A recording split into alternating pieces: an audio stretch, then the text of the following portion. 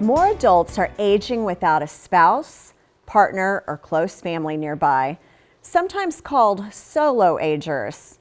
According to the Pew Research Center, 27% of adults ages 60 and older in the U.S. live alone. That's compared with 16% of adults worldwide.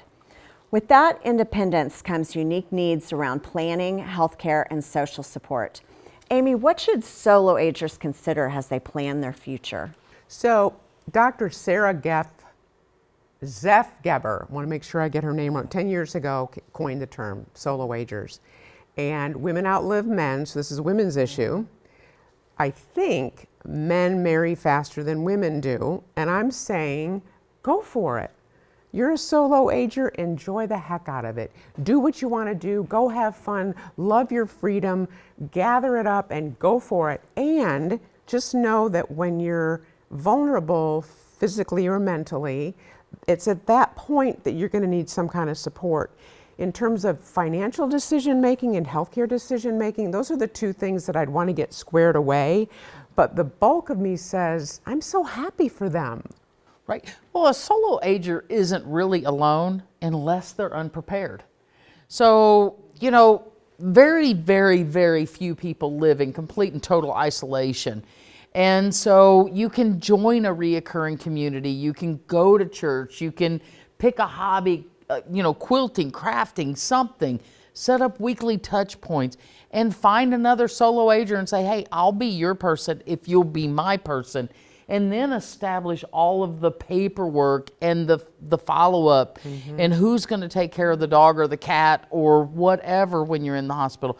Because you've got to have the planning for this to work. And it's not really healthy to be in isolation. No, just it is because not. you're No. solo, there's solo agers where they're not unsupported. And that's a Right. big difference. Well said. And so, people don't want to live life alone. Right. So they engage, like you said, the different volunteers and things like that. And to know, some people as they get older, they just kind of retract into themselves.